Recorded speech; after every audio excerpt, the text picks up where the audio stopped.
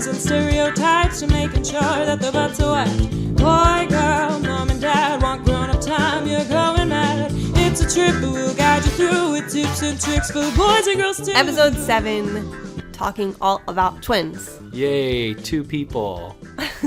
Whenever we created this podcast, we thought about making it like about twins, and obviously we have twins, so our life is all about twins, but we wanted to include other people as well, and so this is just for everybody, but today we are taking it to our niche and talking about twins. How do you feel? Yes, we're focusing in on 2 people, twins.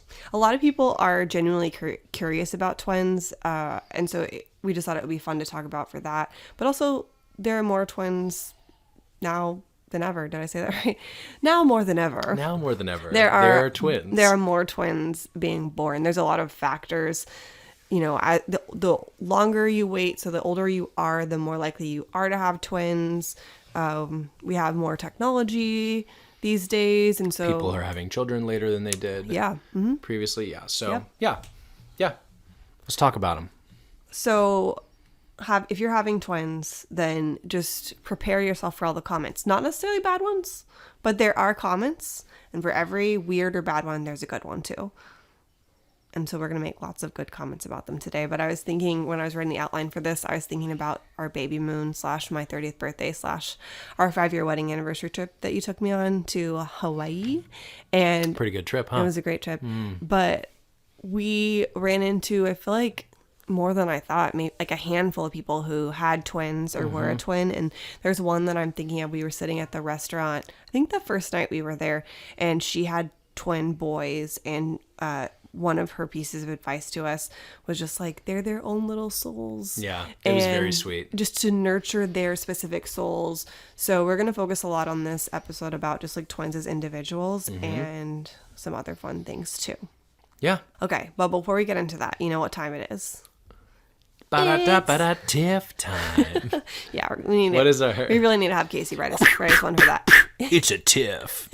How's that? Okay, our tip today, I tried to kind of like coordinate it with our topic. Great. But it's a little bit of a stretch. But our tip today is about Tupperware. And I was kind of bringing it into today because they kind of like nest in each other and they go in pairs like twins. So that's kind of how it pairs today. I could make this entire podcast episode about Tupperware. Yeah. So do you want to start? I usually start on the tips, but do you want to start about your Tupperware experience? I mean, usually I see 2 sides here. I see 2 sides. I think to our every listeners fight, would disagree and say that you see one side. I mean, I obviously think my side makes more sense, but I understand objectively most of the tips. There's 2 sides to every fight. In this one, man, I just don't see your side. So, are we talking about organizing and putting them away? Yeah. How would you describe the way that you put them away? I asked if you wanted to start. I'm happy to start, but if you would like to start, you need to say what you like, and then I'll go from there for me. Okay, so I like to stack the Tupperware, like biggest on the bottom, smallest on the top. I like them to nest into each other. I like the same ones to be together, so it's easy to find everything. They're cleaner, they take up less space, and it's less chaotic in our limited space cabinet kitchen. And what is your strategy?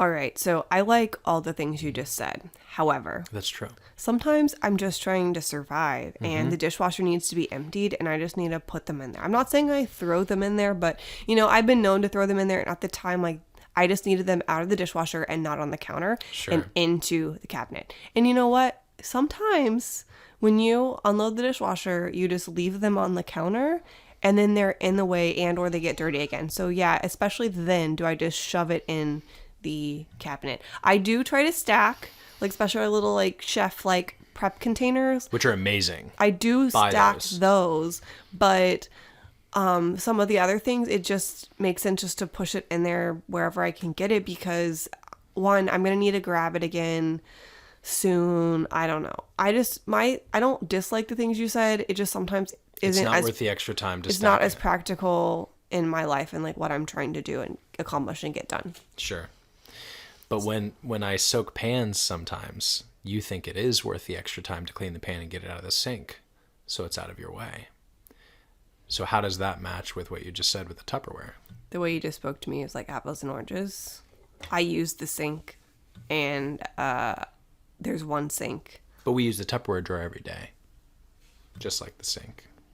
Yeah, and if it doesn't come crashing down on me, then it works. You guys know that what? like the cartoon scenes when they like open a cabinet and then they get buried by like way more stuff than could ever physically be in that cabinet. That's what happens to me sometimes. Sometimes, very rare, I'd have to say. After you've put a lot of Tupperware away, that's what happens. It's like how did the cabinet How do you know it wasn't an shut? earthquake? I don't. It looks the same. Great point. If you had a cannon and you were firing Tupperware into the cabinet, they would look the same. Okay. All right. Well, you can let us know what your Tupperware situation is, what you typically do with it. They do make cool like nesting things where you can Yes. like put them in a drawer. Ours is in a cabinet. I'm for maybe, when we have a house or something like that, we build that in, and I'm for it. I would love that. And I know you're not anti-organization. That is Yeah. not at all my criticism. It's just interesting to me because in my head, you are the person that takes the extra time to do things the way you'd like them to be done, but it doesn't feel like you like it with Tupperware. So it doesn't logically make sense to me because it's not like you don't typically like to spend extra time in any other thing in your life, and this is consistent. It just feels odd to me. That's why it's frustrating. I think it fits because if you were to open our cabinet or our cabinets in our bathroom right now, I don't know if you really access stuff down there, but a lot of times it just falls out and it annoys the heck out of me, but I don't have the time to commit to that right now, and it doesn't annoy me enough to change it. It's on my list to do. I just haven't gotten to that yet. If you are a professional organizer and you would like to come help us, man, please reach out. Hey, actually, when my parents were just here, my mom was going to do it for us, and I told her I didn't have the capacity to talk to her about how I wanted it, and so What a mature thing to say. yeah, That was not sarcasm. I was know, being yeah. genuine. I was just tired. So anyway, it's on the list. I care about you. I care about the Tupperware. Thank you. I will let the We'll Tupperware get know. through it. All right. So the first thing I wanted to talk about with twins is a huge thing with twins. It's kind of, again, like the kind of overall theme for us today is just like comparison. And you have two babies that are the same age. Inevitably, whether it's you subconsciously or your friends or family, they're going to compare them. And comparing isn't always bad, but I think in the way that it happens, especially with twins, it can be detrimental at times or just not in good taste. And I think twins, and I had fraternal twins, ours are die, so they had their own sacs, their own placentas, they're fraternal, boy girl is always fraternal twins. And I think if anything, like, twins are proof that people are different and they have their own bodies, because if we're looking at it from a controlled like science experiment, if you will, they were in the same house, both in my womb, both had access to nutrients. We didn't have, like, sometimes you can have it with twins where like one is taking more nutrients. We didn't have that with them. And yet they still came out like and grow into their own like people and have their own tastes and all of that stuff. And I just think, if anything, like, that's just proof that people have different bodies. And I think that's something that's hard, like, even not twins. Like, people are like, oh, look at that person, and, I'm going to try to do their diet and eat like they do. And they're like, why don't I look like that? And it's like, because it's your body. Like, it's different. And so that's, like, one thing to remember, I think, with twins. Yeah, and humans are wired to recognize patterns and compare. So it's not... Don't feel bad if you're comparing. It's a normal thing. I think it's a normal thing if you don't have twins as well. Like it's a normal thing to think, oh, if I have more than one kid, this kid hit this milestone here and this kid hit it at a different time. But I think to your point, it's easier to fall into a pattern of seeing those things and thinking about them more often when you have twins, because you get to see in real time. Like, you don't have to think back to a memory of when somebody hit a milestone. Like, you can see in real time, okay, Cypress is doing this, Olive hasn't yet. Or Olive is doing this, Cypress hasn't yet.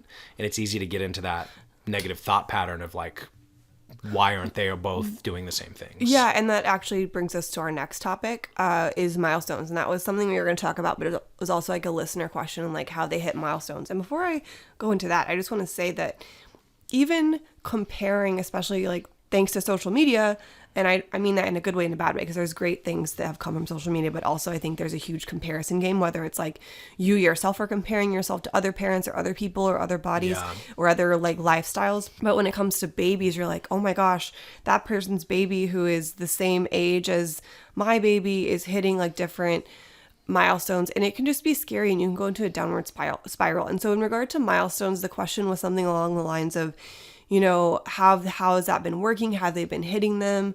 All of that good stuff. So I want to preface this by saying, like, I did not look at the apps and stuff for milestones.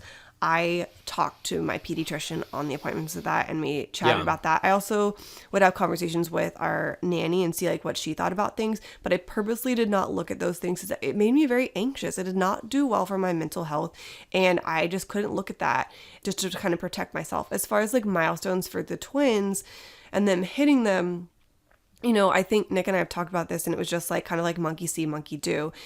One baby would be like doing all these things that were leading up to, let's just give walking, for example. One baby would be like army crawling and like pushing backwards and all of that stuff. And then the other baby would walk first, because it's almost like they saw the other one doing all these things that lead up to that. And then so they put it all together first. So, they would constantly trade milestones. So I wouldn't say like one was always hitting it first. But it's kind of like, I think, our milestone journey. Yeah, that's been consistent like the whole time. Like a lot of the big ones have been, I honestly, like a 50-50 trade. Like one hits one, the other one hits the other, one hits one, the other one hits the other. And they kind of just, like you said, I think they pull each other forward, They have that immediate example to see in each other. But yeah, it is super interesting to me to see, like, I know it's easier to tell that they're different people because they're a boy and a girl, right? So there's those differences, but like I think even if we did have two girls or two boys, it would be super surprising to see, because they are completely different humans, to your earlier point, and they just do different things at different times. They have different personalities and they grow differently.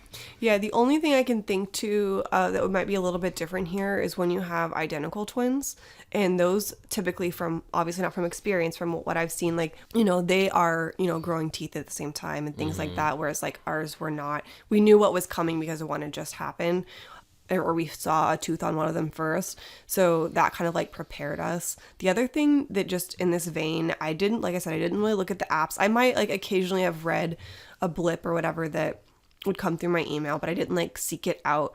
But another thing I didn't do, I forgot what app it is, but they talk about leaps.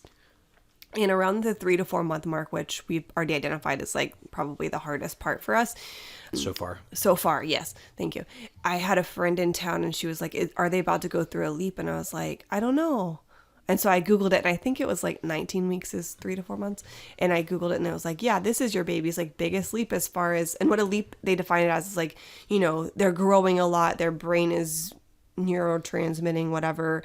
Neurotransmitting. Doesn't that happen? I don't know. Yeah. Everything's going off. And so they're becoming a lot more aware about certain things, and it was just like the biggest physical and mental growth for them yet. And so because of that, there are shifts that happen that affect their mood and their sleep, and that I think was good to know. I was like, okay, like things aren't weird.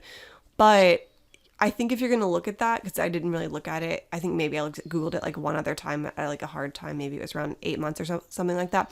But if you're going to look at that, I wouldn't come to expect it and dread it. It's just good information to know, but I wouldn't use it as like, oh, this is coming, it's going to be horrible. Yeah, and I'm not criticizing you, just hear me out. I think even without the presence of those like incessant apps that are like constantly reminding you what to look for, you still had some anxiety around one or both of the twins around specific milestones. Yeah. So the point is, like, not that those things are inherently bad, but to your point, you already are going to think about that. Like if you recognize in yourself, hey, following something like an app or like a super specific milestone tracker is going to amplify that already existing and underlying anxiety about my kids hitting milestones, maybe avoid. Which is why I protected myself against those. I knew myself well enough. And I have conversations like this all the time around, like I'm aware of certain things, but I see the door and I keep it shut. I do not allow myself to go in that door because I know it will not be good for me. Mm-hmm. Yep. You got me thinking about Doors and Monsters, Inc. now. Yeah. Oh, can't wait to show the twins that movie. Mm-hmm. So the next question that kind of like goes with that, this was a listener question. They asked about sleep and if we sleep train the twins and how it is like having them in the same room and do they wake each other up? So the first thing here, it's not like our advice, but it's what we were told, is to keep them on the same schedule. Absolutely do what you can to keep them on the same schedule. It can be hard, especially if you're, by yourself, because, getting them out of the crib and such like that. But if you can feed them at the same time, then you're saving yourself like hours and you're keeping them like on the same nap schedule. At that same time, they did to us what we called ping ponging. Do you want to explain that? Yeah, I mean, ping ponging exists in all aspects, but specific to sleep, it's like, one will sleep and the other one's awake, and whether they wake that one up or not, they'll go to sleep when the other one's awake. So they kind of go back and forth at times. I wouldn't say that's currently our pattern, but that was, especially when they were younger. Yeah. Even without the presence of like serious sleep training. Yeah, I would say probably around that 3, 4, 5 month. Yeah. That's when that occurred. And it can be nice because you get like one-on-one time with the baby, but you also don't really get a break, which is necessary. Yeah. And if you're trying to get things done around the house or cook food or anything, that makes it really hard too. So in regard to sleep training, we didn't formally sleep train. I read, I think, like the first 2 iterations of taking care of babies, like the things you're supposed to do to set up for sleep training. So like, don't use milk as a sleep aid, and like, don't put them down like fully asleep, put them down groggy so they learn to fall asleep on their own, that type of thing. And then we implemented a dream feed. I want to say it was around 4 months, and we did that until 7 months, and that's when they started sleeping through the night for us. Which we did like for us, like right about at the middle of the night. So it was like... Yeah, like 10 to 12 a.m., 10 p.m. to 12 a.m., somewhere around there, depending on our night. Yeah, it was usually pretty close to midnight. And that just, you go in their room before sometimes it would happen like if they woke up before that, right. But generally we try to wake them up, right. We'd feed them a bottle, change their diaper, and put them back to bed, and then that made them sleep till the morning. They started sleeping through the night around 7 months, and that coincidentally like lined up with, we had introduced some solids, probably starting like the month before, and actually they did it on accident. We had just gotten back. Yeah. Well, we did it on accident. We didn't see like, oh, let's see if they sleep through the night. I would say we recognized that they were ready for it on accident. So yeah, you're right. It was our accident that resulted in a jump. It was the end of April or beginning of May of 2022. And we just gotten back from being in Texas for my sister's wedding. We were so tired. We got back late from our flight, and we were like, we're so tired. Let's let them wake us up. And then in the morning, Nick like rolled over and like rubbed my shoulder and was like, babe, guess what? I'm like, what? He's like, they slept through the night. I'm like, what? And so then they really have, there are like instances where they need something or like wake up, but for the most part, they sleep through the night. I'd say like 98% of the time they sleep through the night. Or 99. Unless they've been sick, I don't know that they have really woke up in the middle of the night. Like a bad dream sometimes, but again, like but they'll go back to sleep. Yeah. There is still difficulty at times getting them to fall asleep, which I feel like I've heard about and may seem normal. But yeah, to your point, like them waking up in the middle of the night, us having to go check on them, that kind of stuff doesn't happen outside of sickness. Yeah. So I don't know that that's like helpful for our answer. Like I said, we did implement some of the things that people use in sleep training. We did not formally sleep train. I don't know that it had anything to do with us. I think it's just like the way that worked for the twins. They didn't have NICU time. They were full term for twins. And I think that also helps with sleep. So this kind of talks about the next point we're going into. And there's a piece here I want to address. So a lot of people assume, whether they've had twins or not, that having twins results in twice the effort as a parent and twice the attention and twice the hard work. I think at times it feels that way a little bit, but if we use sleep as an example and like us coming in to check on them, giving them what they need, like the way I always describe it to people, it doesn't feel like double work to me. It feels like just a little bit more. Like, yes, there are 2 humans involved instead of 1. There's 2 children instead of 1, but instead of changing 1 diaper, I'm changing 2. That maybe takes me an extra 1 or 2 minutes, but I'm in the room for 10 or 15, so I wouldn't really call it like double the work or twice the work. It's just a little more because there's more people there. Yeah. But we've talked about negative comments and things people say to you. Like the expectation, or not expectation, the assumption is that if you have twins that you're like, it's chaos, which I think is kind of funny because, I mean, I feel like there's similar chaos if you just have two children, like as opposed to just twins. So it doesn't feel like double work for me. There are things where I feel like I'm not letting you talk. I'm sorry. Okay. There are things where having two is a bit more difficult. Like if you're bottle feeding two, or for you breastfeeding two, or whatever we're doing, like you're using your whole body / two hands to do that. Right. So you can't like be answering emails or text messages or something on one hand and then hold the baby with a bottle in the other. Like you're actively fully present. Fully, which is good in some sense. It's not bad. I'm just saying that's where I recognize it doesn't feel like double effort. It's more like I have to be locked in and just doing this, as compared to maybe having one. I would liken it to having two dogs. Like you have to get more food and you have to like hold both on a walk, but like again, you're basically doing the same thing. It takes just a little bit longer. The only time when I'd say it is like a little bit more chaotic is in the younger years of like when they're both upset and both crying, like that's hard. It is a little chaotic with that. And then to your point, it just goes into like the same chaos you would have if you had two kids that were different ages. Yeah. And in some ways at that point, it gets easier. Like, they're in the same grade. Like, I don't know. There are always trade-offs. Yeah. But I also say like, I feel like for us, it doesn't necessarily feel like more work because we both help. And I know that not everybody has that, especially like with twins. And so, for example, with sleep, Nick and I traded off. There were times when... we did. We were pretty specific with dream feed trades. Yeah, and if like he had to get up or if I had to get up early, like, like one of us would do the dream feed. So we definitely like took that into consideration. Most of the time we both did it. Mm-hmm. And then we would take turns in the middle of the night, like, okay, we're going to go to sleep now. He'll wake up when they first wake up. And then the next cry, like I go in there. And so we were able to get longer stretches of sleep for that like very reason.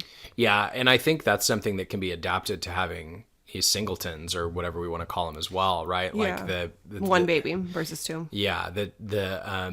Like, playing volleyball was something I did once a week around the time, and it's less frequent now, but like on volleyball days, you would usually put them down because I was gone for volleyball, and I would come home and like clean the kitchen or something, and then by that time it would be time to do the dream feed, and I would still be up, so I would do it. You get your full like REM sleep, or as close to full as you can get, and then I still got to do what I wanted to do and was able to contribute without having to wake you up. So my whole point though is that not everybody has that. Sure. And not everybody has like a willing partner like to help in that, and so I think at that point it can seem really chaotic, and it does seem chaotic to us at times, but I think that for the most part, like, we can lean on each other. That's true. I agree with that. The other thing though is it's not double the work per se, but it is double the price, and that's another question people love to say, like 2 for 1, buy one get one. And in some ways, like, sure, I had one pregnancy, so there's that, so I guess that saved me 9 months, but they're charging you per like ultrasound. You're talking about medical expenses, sonogram and things like that. I mean, I guess, car and food seats, and everything else too. You're right, it's double the cost. That is a true statement. So maybe not double the effort, but definitely double the cost. I think somewhere for me, I was trying to think of where it may feel close to double. Somewhere for me, it does feel like a lot more effort is travel, and specifically airline travel. Like it's pretty, road trip is pretty much the same, I feel like, as it would be. Like it's one extra diaper, one extra bottle, whatever. Like, but they're in car seats next to each other as opposed to one car seat, right? With a plane ride though, like, to your point, both parents involved, right? If we're both there, we can't really trade off, like, you have the baby, I have the baby, you get to answer emails, do work, prepare things, I get to answer emails, do work, prepare whatever. Like, we usually each have to be watching one of them, especially before they can walk. Like, there's only so much stroller time we can have, especially right before, we'll go into detail in travel episodes, but like, especially right before you're getting on the plane. Like, usually everything's in the stroller's packed up, or like, we each have to be holding one, or one has to be holding two while the other one's actively doing stuff. Like, I feel like that is a place where it feels like a lot more. Yeah, and there's definitely trade-offs for like plane rides versus car rides. I mean, car rides are usually less expensive. They are more time, but you don't have to worry about weight, and you can bring whatever you want. And so there's definitely trade-offs, but this brings us perfectly into our next point that I just wanted to touch on. I know, I'm watching the notes today. Are you proud? And just like traveling with twins, like, people say it can't be done, but it can. Is it hard? Yeah. is traveling with kids hard anyway, yeah. Yeah. You I should mean, do to it. go back to what we said previously, like we're not changing our recommendation that you should absolutely travel, whether you have twins or not, as your finances and schedule allow, of course. But like it to be transparent, it is difficult.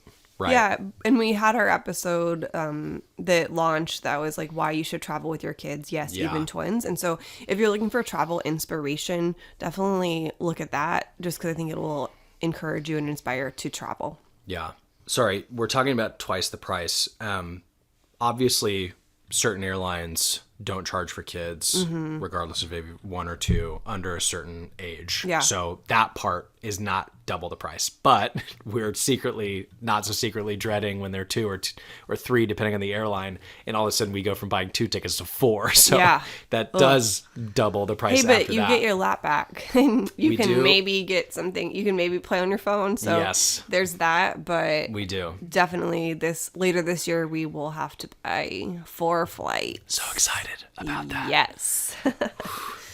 But speaking of separate seats, let's kind of talk about like them separately. So a listener asked if we are carving out intentional time to just be like one-on-one with them.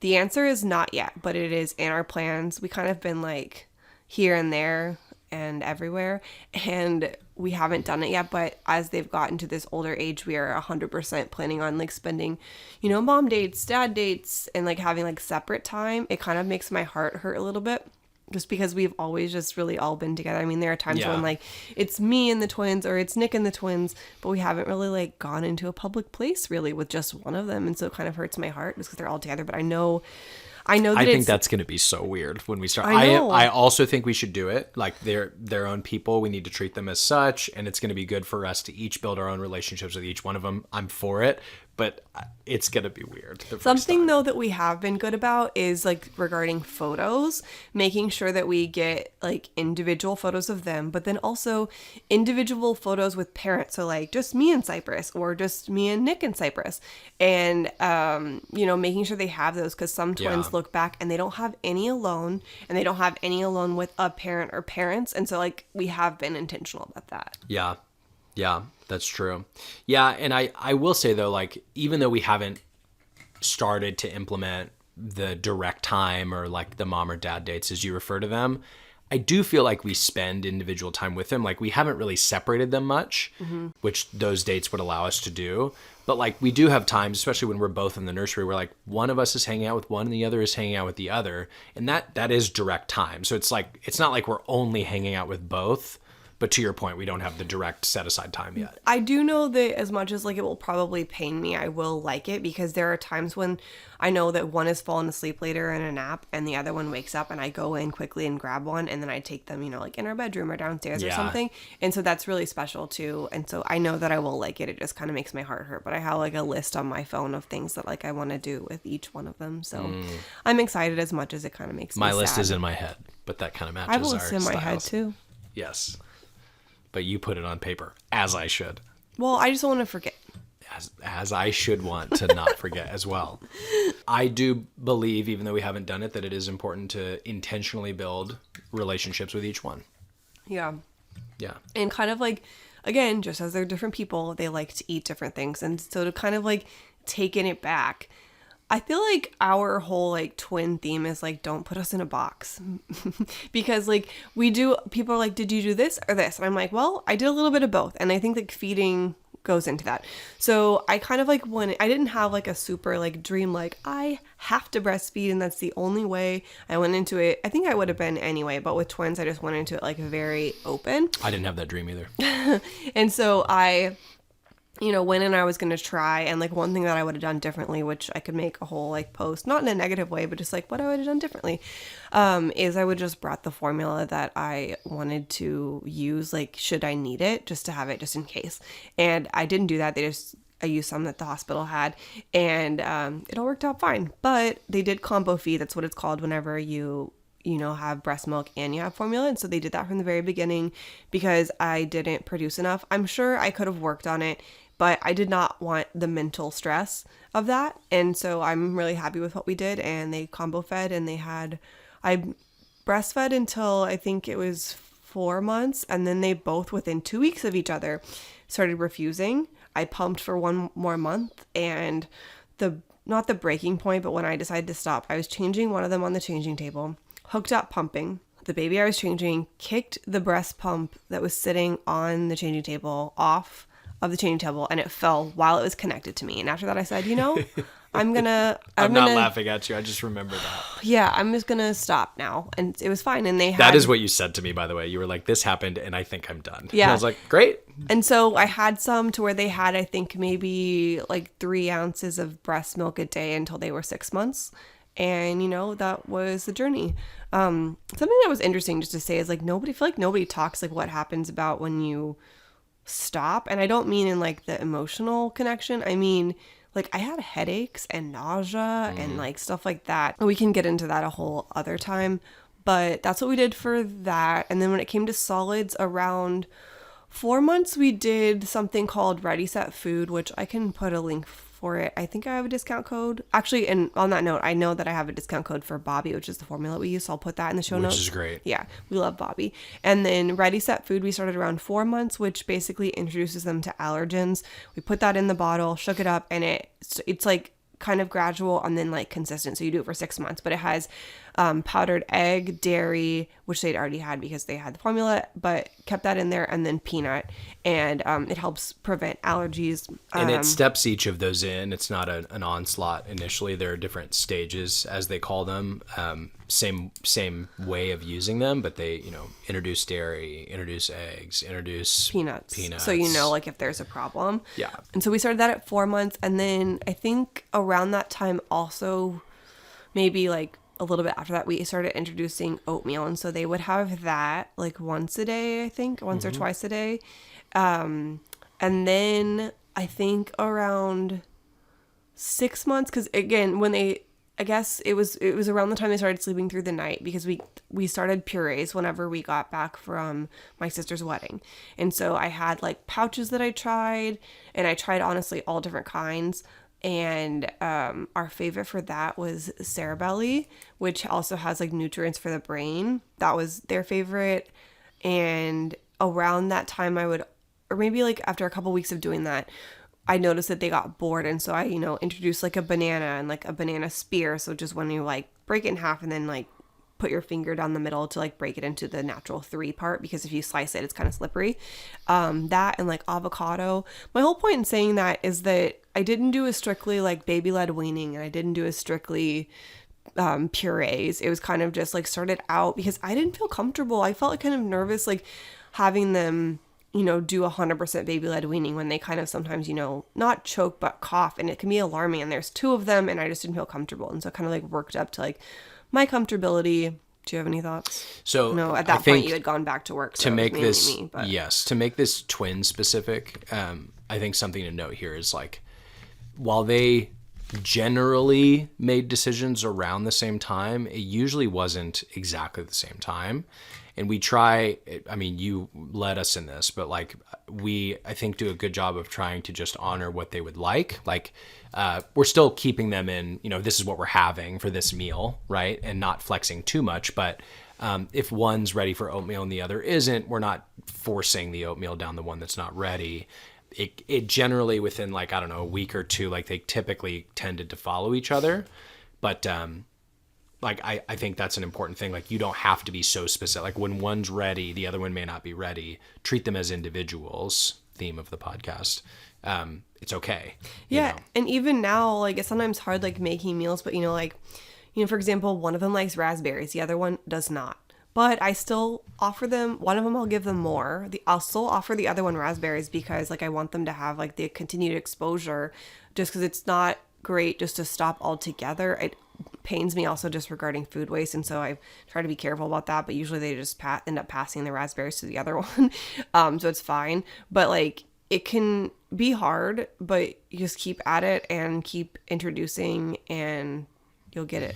Yeah, I mean, I don't understand what you just said, because raspberries are clearly far and above the best berry on the planet, objectively. If you don't think that, you're just wrong. So I don't understand why one of the babies doesn't like raspberries. We're going to have to fix that. I honestly think it's a texture because they will eat it if the flavor is in something, but I mean, it's kind of like bumpy and hairy, so it's kind of weird. Oh, they're so good. I know, they're great. Raspberries are so good. Yeah. Also, if somebody knows like a berry subscription service or like has a semi truck that can back up and unload berries, specifically blueberries, just every single Never day, enough. that would be great. Never enough. Never enough. Okay, not specific to twins, but we do talk about in this episode about our favorite baby products, and ours are definitely Primally Pure. True. We use a lot of their stuff. Yes, honestly, if I could buy a big vat of their baby balm, I would, because we put it on their booty, on their face, on their arms, everywhere. Yeah, it's great. Good stuff. Yes, so if you want to try Primally Pure for you or your little one, you can use code BGMAD. BGMAD. For 10% off of every order you ever place with Primally Pure, not just your first one. It'll be great. Do it. You're going to love it. Go buy it. It's good stuff.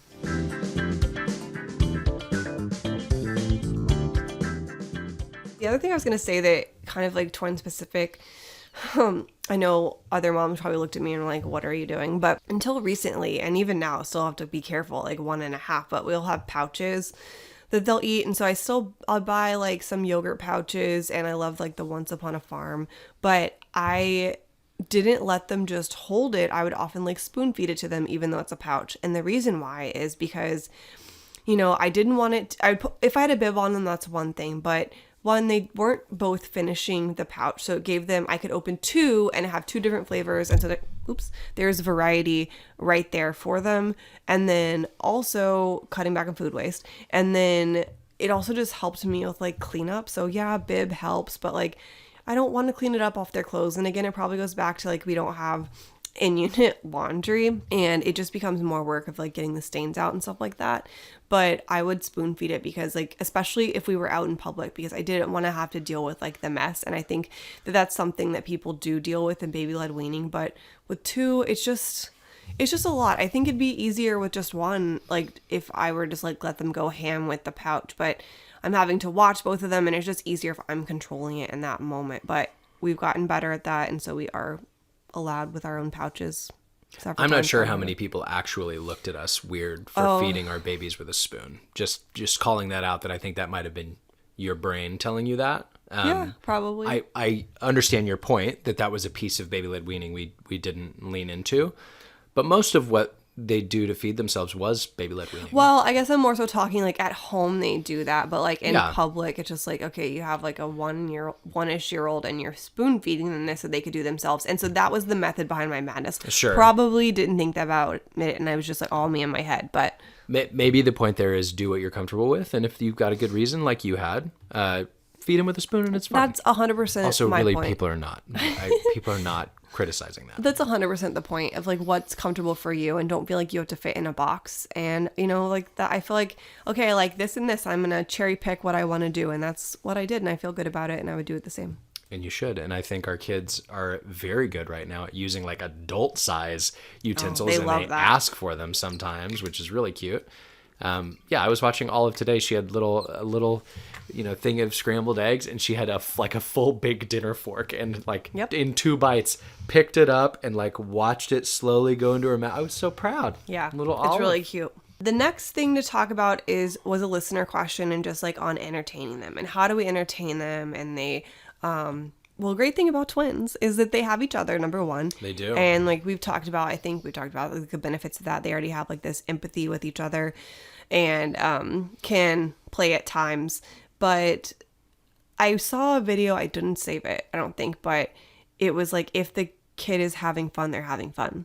So it doesn't necessarily matter what they're doing. Like, you don't necessarily have to make these incredible sensory bins for them to have fun. If you want to go to Target and ride around in Target, take them to Target and they will have fun. Which is just good life advice in general. Yeah. Shout out Target or any other place that has a toy aisle. I mean, obviously make sure your kids aren't destroying things if you haven't bought them, but like, we love this as a stop in road trips. It's great. Like, we need to feed them, change some diapers, get them out of the car. Buy some snacks. Go buy some snacks, pick up other things we might need for the trip, and then we hang out for a little while in the toy aisle. It's so much fun. If you can find the double cart, that's awesome. we've had our first experience with the twin cart is It was really fun. They're super long. You kind of have to turn them. You have to turn them like you're driving a semi a little bit, you know? But we've also done it, and one of the people wasn't too happy with us when we did this at a Walmart, but we blocked off the edges. At that point, we had 2 carts, and so we blocked off a cart on each side. And this is not part of our recommendation, by the way. Go ahead. It's something that you could do if you're by yourself, but I'm also saying, like, the lady was mad at me, and she was younger, and I don't think she had kids, because I don't think she would have said something to me if she had kids.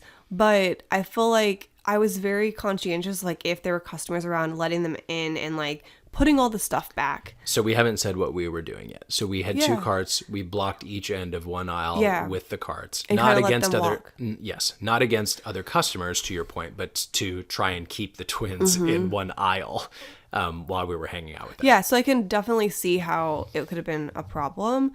But I'm obviously don't do that if it's a busy store or there's people all around you. It made sense for this one time. It was empty, and it could be an option if you're by yourself, because that's a little bit harder. Like if you're like letting them walk. Sure. But obviously, like, we are very respectful and put away all the stuff. And we've purchased some of the toys that they found they like. It's also Yep. a good way to find out what they like. Yeah. Like, why not just bring them and have them, tell you what they want to have. Yeah, and actually, that's one of the things that we did, and I have since kept. It was on a road trip. I kept those toys in the car, and I feel like that's a great way to keep them entertained. Is there's certain toys that are only in the car, so they're not like seeing them every day. Shout out Dinosaur Truck. Yeah, got a little dinosaur truck and like a little adventure Barbie, like one of the mini ones. I think her name's is it Chelsea? I don't remember. But yeah, those are in the car and they're staying there just for that. Sorry, I was going to bring you back to your point because I deviated you. So you were saying if they're having fun, regardless of what they're doing, they're having fun. Don't stress too much about it. So again, if you want to go to Target and they're going to have a blast. But another things you can do are like toy swaps of like putting some toys away so they don't get bored of them.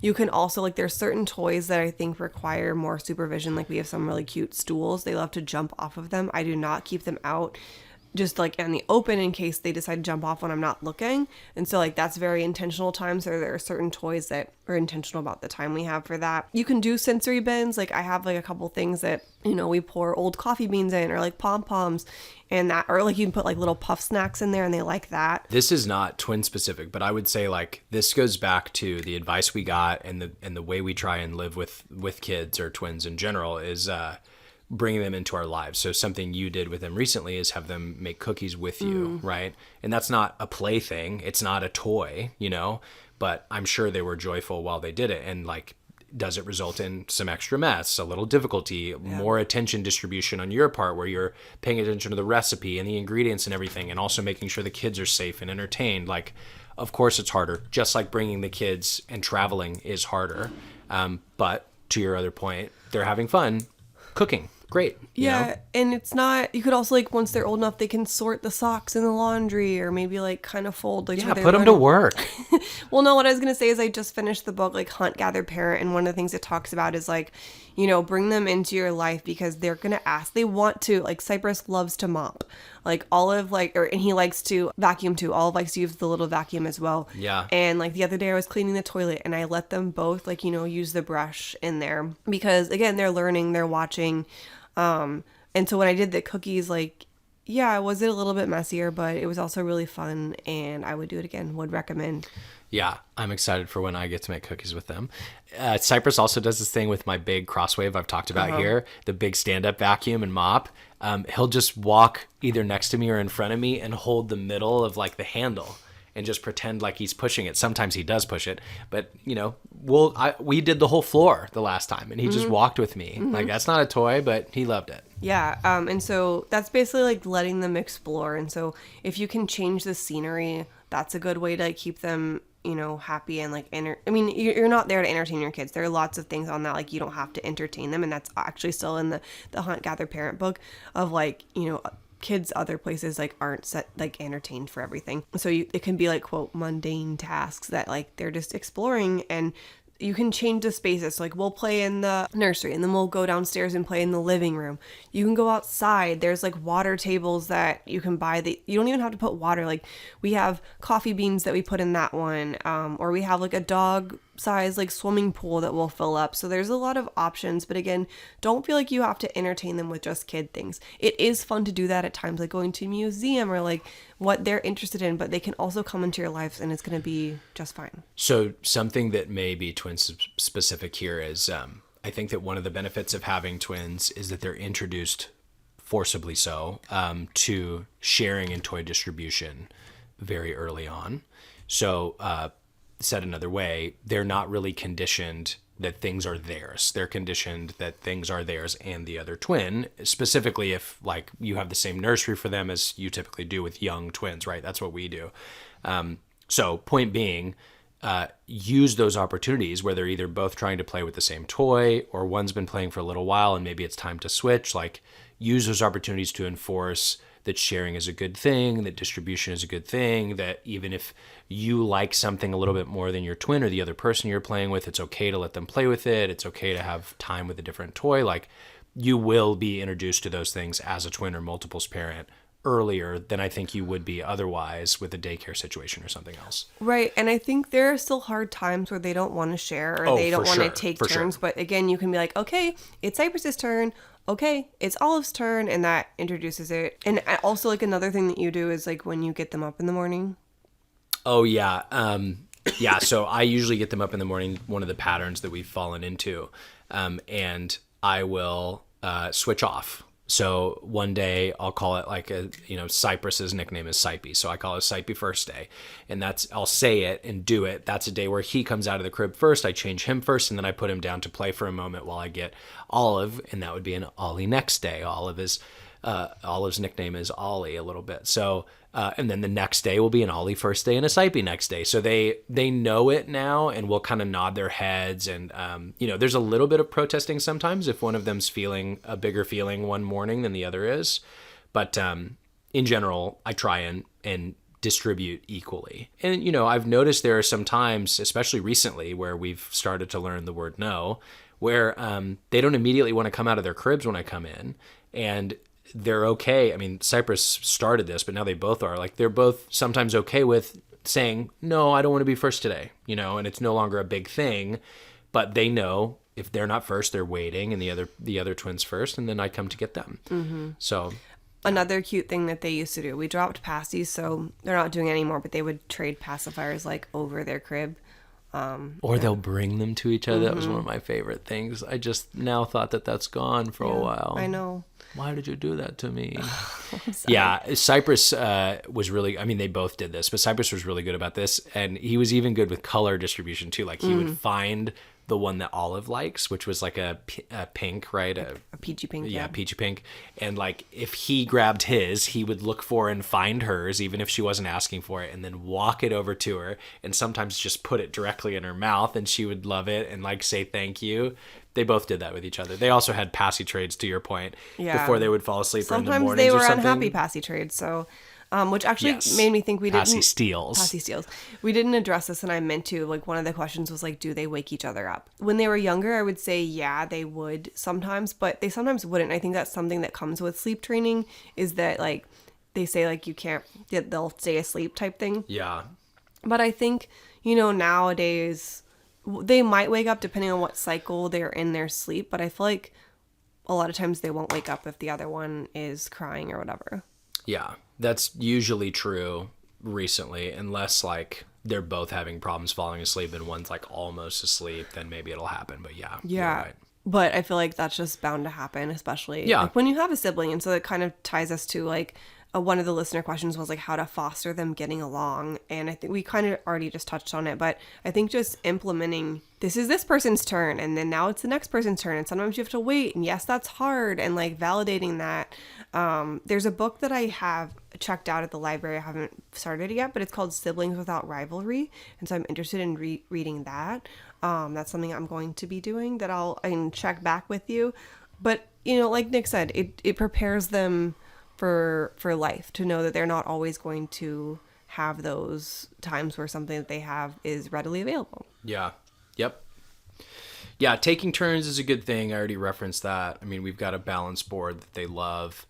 that they usually love to play with at the same time. Yeah. So that's like the biggest thing right now that we can encourage them to It's wait and take turn. Like we kind of create, our nanny's good about this too. Like we create a little bit of a line where like one's playing with it for a second, the other one's kind of waiting and watching, and then we'll lightly pull the one that's playing off of it and pull them around to where the other one's waiting, and then that one gets to go play for a moment. You know, they're not always amazing in those situations where like sometimes they're upset, but to your point, we're using those moments where they want to play with the same thing to try and foster an atmosphere of sharing and taking turns and waiting. That's an easier part. I think what's harder sometimes is when, you know, one snatched a toy that the other one has. And then usually if I can catch who Which had happens it, a lot. Yeah, which if I can catch who has it, then I will give it back to the other person and like try to explain as much as you can to a 1.5-year-old. It doesn't always go over well. And I think that's just inevitable and is teaching them even in that moment, especially like how you react to that. Yeah. Yep. So like you're saying, this person had it and, you know, it's there, that you can play with it whenever they're done type of thing. Yeah. And you're also good about like, if you recognize they both want to use it, maybe one started using it, like you'll say to the other one, hey, you know, he's going to have it for a few minutes. Or you say to the one that's playing with it, can you play with it for a little while and then have Olive have a turn or have Cypress have a turn, you know? So they're obviously not fully understanding this yet, but we're trying to foster that, to your point. Another area where it gets hard is like when they both want you. You talked about this last night about how they both wanted to play with you at the same time. Yes. It can be hard, we know, when they both want you to pick them up, which I can for the most part still do that depending on the scenario if I'm not having to, you know, like stir a pot in the kitchen. The other day when we were traveling, you know, they both like laid their heads on me like they were newborns, and it was so sweet. And I was thinking, Mom, I know you're listening. I was thinking about how you get so happy when my sister and I like will sit on your lap, we'll hug you at the same time. It's like, this must be what my mom feels like. And that like they both were like perfectly still cuddling, you know, until they realized, like you were saying. So that's what happened to me last night when I was watching them, because you had an event. They came and like were both laying on me, and it was right before bedtime. They were clearly very tired. They were signaling they were tired. And then I watched them both notice that they both were doing the same thing. And I think they both wanted me alone. And they both had their separate reactions, negative reactions. Like one of them sat down and started crying, and then the other one saw her well, now I've given it away. The other one saw and sat down and started crying as well. And I couldn't console either one because what they wanted was just to be able to lay down and just have their own papa time. And it's like, that's really hard as a twin parent that you kind of just have to get used to it because, Yeah. And I think, you know, it is like kind of breaks your heart a little bit, but I think it's also, again, preparing them for the real world. Like, you know, even when they're super tiny and they're both crying, you know, that's how the real world is going to be. And like, obviously as a parent, you want them to not have to hit that real world yet, but they are learning the skill of that you have to wait. I mean, not that like a newborn can retain that, but again. Well, I think that setting that standard early is going to help. It feels like negligence. It's not. You're doing the best you Right. can, and you. Well, I've already don't wanna seen feel bad about patterns that. of them. Like I mentioned this earlier, they are becoming comfortable waiting. Even when they really, really want something or really, really need something, I think there's an understanding that, hey, Dad's not doing nothing. He's taking care of my sister or my brother, you know? Yeah. And then they still like reach up and want me, but not until I'm done with the other one. Yeah. Usually. Yeah, I like it. They do take turns. They do allow the other one in the limelight at times, which kind of brings us to birthdays, which can be hard. I feel like I'm a little bit not better than you, but better than most equipped for this just because my sister and my birthday are a day apart. My birthday is August 3rd. Her birthday is August 2nd. It was always hard for me to understand as a kid because I was older, but her birthday came before mine. Anyway, both my parents were very good about like, you know, having us have our own day. What we did was we usually like August 1st, we celebrated together. Emma got her whatever she wanted to do on her birthday. I got to do whatever I wanted to do on my birthday. And then we also had separate birthday parties. And so I think a question that I had been asked recently was like where I got the idea like to have like separate themes for them. And so just for a reference, we had a party in LA. That was one theme. And then we had a party in Dallas where there were 2 themes. So overall, basically 3 themes if you want to count that for like a first birthday party.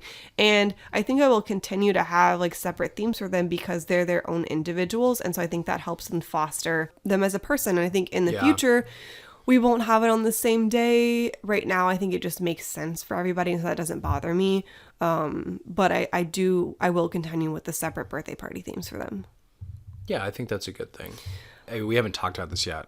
I don't think we have to require it to be separate days. I think we can let them lead on that. Like if we realize that one maybe is feeling left out or that one wants their own thing, then we have their own thing. You know, that's okay. Yeah, I think we will inevitably get there just because one is a girl, one is a boy. So like their friendships won't overlap as much if they were both boys or both girls. But a big question that I think about, and I probably overthink it, and I've asked opinions on this, there's differing opinions. But so when someone comes to a twin birthday party, typically, especially I think if they're boy-girl, they're bringing 2 gifts. But when a set of twins is invited to a birthday party, are you supposed to bring 2 gifts?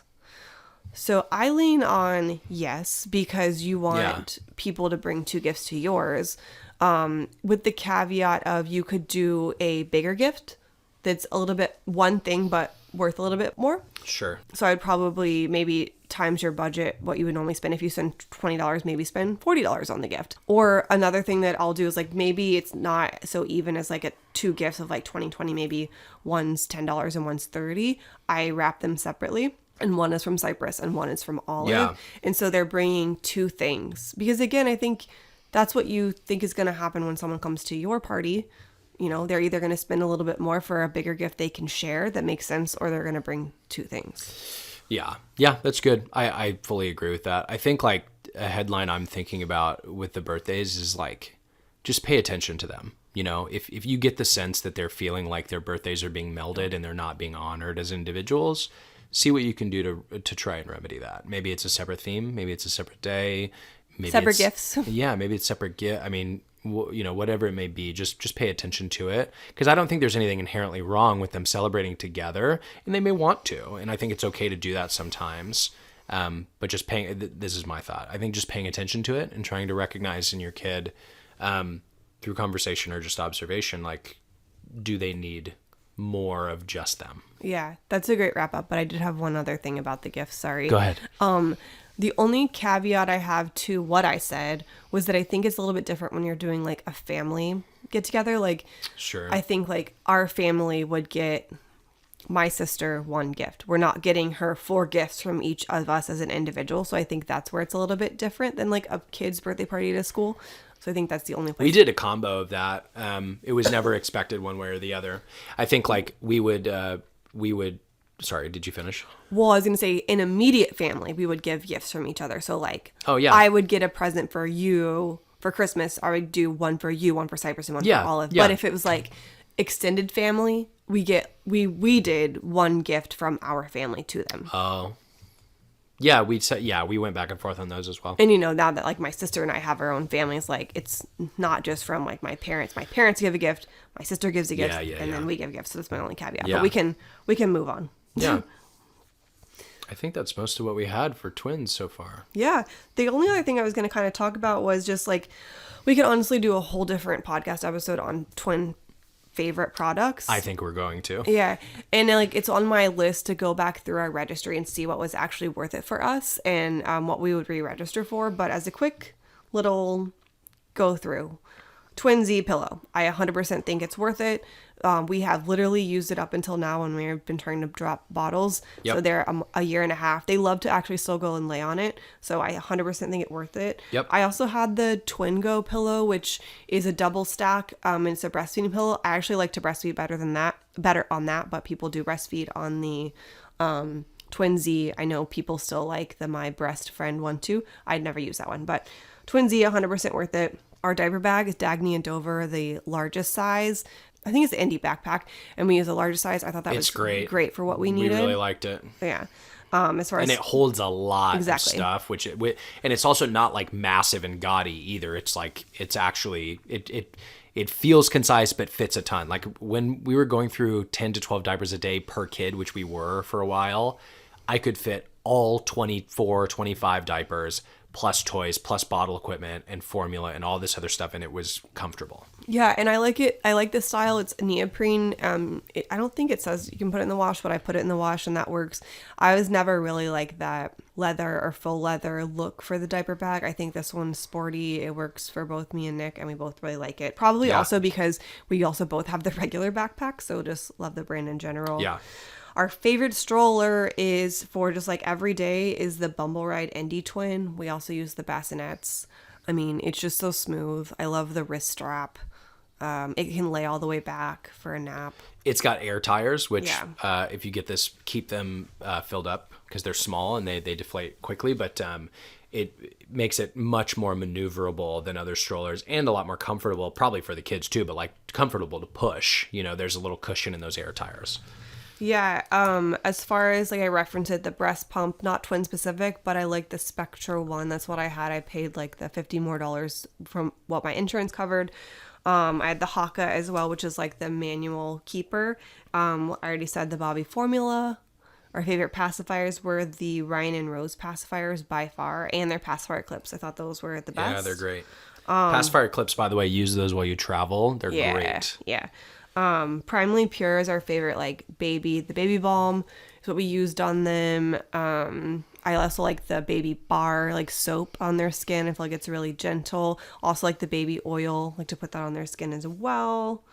Not specific to twins, but the Colgate mattress is what we use. I have a whole review of that, so I can put that in the show notes. Milk Street baby cribs. They're awesome. They're next to us in Yeah. the nursery right now. So they're convertible. Yeah. They track your baby through all the stages of needing a crib. And they also have, I don't know if they call it toddler, what they call it. Do you remember? It's the toddler. Yeah, but you could basically take one of the long sides of your crib down and replace it with it's like a half wall or a piece of a frame where they can easily get in and out. And then there's another stage where you can get a larger mattress and it becomes basically a headboard. A twin mattress. Yeah, it becomes basically a headboard instead of a crib. So yeah, great purchases, and they're solid wood, great construction. We've never had an issue with either one of they them. love their cribs, and I think that's a question that was like, why aren't they together? In our You mean in one crib? Yeah, I know some people do that. There, you can. I'm not sure I ever considered that. Right, you should definitely check on your safe sleep, what your pediatrician says, and what to promote safe sleep. They were only together when they just came. They were like in the recovery room. I know a lot of people are like, why aren't the twins together, like in like the hospital or whatever? They do that when they first come out, and then if they're not like preemies, then they usually get their own area. And so again, do your own research on that. But to jump from that to, we did have a double bassinet, which I thought was great as like a baby holder if you needed that. They did sleep in it, but we've mentioned before, I would have probably just done the pack and play travel cribs. I'll link the ones we have. They're the Guava Lotus ones, and they're awesome. Yeah, the double bassinet was very cool. It was nice for us to use, and it takes up a smaller space footprint. It folds up nicely too. Yeah, for hotel rooms, which is really nice. It folds up almost flat, so it takes up less of a footprint in your car as well. I don't know how much we've talked about this, but like there was a point in one specific trip where it just was not possible for them to both sleep in there. They were almost at the weight limit. Yeah, like every movement from one of them created an earthquake in that thing and woke the other one up. Mm-hmm. So yeah, and that's no shot at the product at all. No. It's just, I think to your point, looking back, we probably would have had just the cribs, but it is a nice product. Just the travel cribs. Yes. If you're looking to save money, yeah, that's what I would have done as well. But again, that was a great like baby holder for us during the 3 to 4 months that it worked.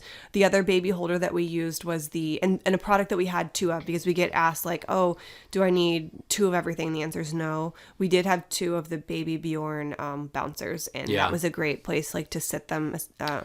Especially if it was just one of us. Those were great. They're kind of expensive. I liked them because they didn't have like the fire or flame retardant in them and other things. But yeah, they're great. Loved those. Our car seats have been Britax. I can link those below in the show notes, but those were our favorite, not twin specific.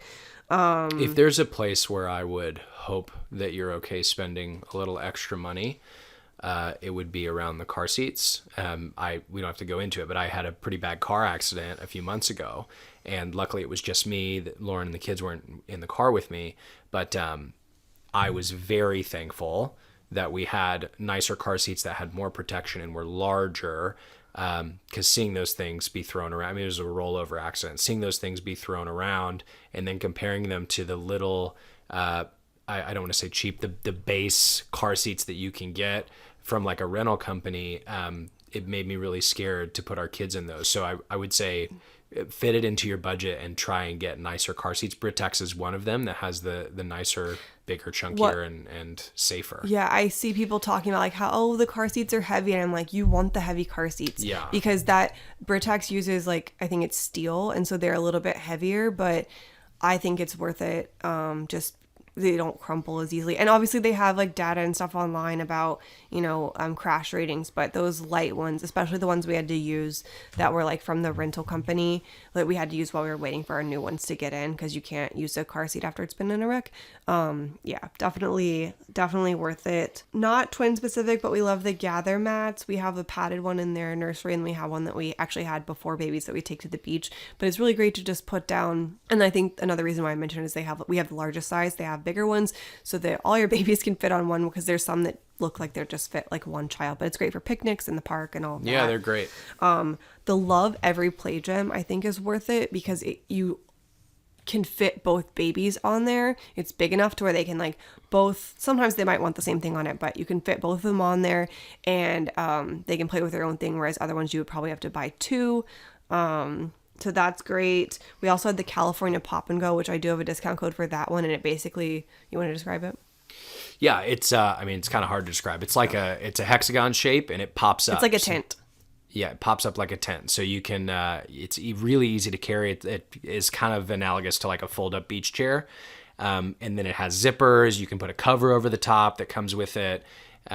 It's great for the beach. It's great for the park. We've used it a ton recently in our living room until recently, where, not to contain them or anything, but like to keep them safe, you can put a bunch of their toys in there, put them in there, and then be doing cooking or doing other things or preparing their bottles, whatever you need to do, and they can hang out in their own little space contained in a room. So it's like I think of it as a mobile playpen a little bit. Yeah, and we did that instead of, I love like what people do in their living room where they'll have like the baby gate, baby container type thing.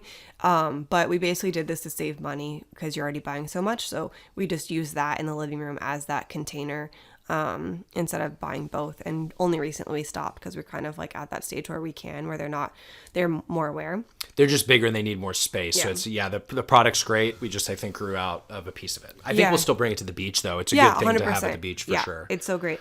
Baby carriers, it's odd to talk about for twins because you can wear both of them. That's a little bit harder. I use the Boba wrap. I prefer that one if you're going to like wrap your body when they're like smaller.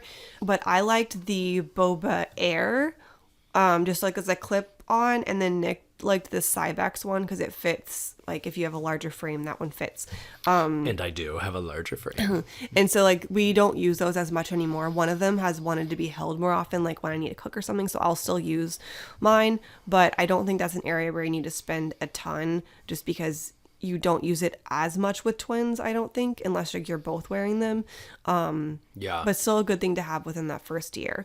And the only other thing I was going to touch on was books. I should go into have a post about like my favorite twin books, but the ones that I think come to mind are the Mac and Maddie series. It's Identical Twin Girls. Love that one. And then Fraturtles, and it's about fraternal twins, boy-girl twins. There's a lot of them out there. Some of them I don't particularly care for based on some of the messages that they're sharing. And it's like little things like, oh, I don't like their attitude or whatever, or I don't want to like introduce a problem that doesn't exist yet. So I might introduce the book if I noticed that they were having trouble about something that, the book was about. But I'd say those are my top 2 twin books. And I will link like all my twin specific blog posts which are awesome and worth reading in the show notes, just for you there as a good resource. Another good resource that we loved was Twiniversity. They have a lot of good suggestions, and I feel like that's it. We'll definitely have to do more twin posts, so if you have any questions or anything that you want us to cover, definitely let us know. A headline is that having twins is beautiful and awesome, and while there are things you need to do slightly differently and some extra challenges, it's not twice the work, and lean in. Welcome to the club. We're glad you're here. We Yes. love it. We are Yes. here as a resource and to help. So again, let us know if you have any questions or anything like that we can help with. And a tiny little, this is super specific, a tiny little tip. If you're at a play date or at a playground with parents who have twins and you don't have twins, try and help accommodate them a little bit and walk around with them as they're with their babies. If their babies are not able to go play by themselves yet, that would be greatly appreciated. You're not mean if you don't do this, but just, it's a little nugget for those who don't have twins. Like, you know, you're able to have one parent walk with the kid and one parent stay back and hang with the moms and dads. We can't always do that, and currently can't do that at all. So walk with us as we walk with our little babies. And we'll walk with you. If you like today's episode, please give us a great rating. Give us a thumbs up on YouTube if you're watching. Again, let us know if you have any things you want us to talk about, twin related or not. We love to talk about it. Thanks for listening. Thank you for growing with us. We'll talk to you later. Bye. Boy, girl, mom, and dad. Gotta wash those butts together. It's a trip, but we'll guide you through with tips and tricks for boys and girls too.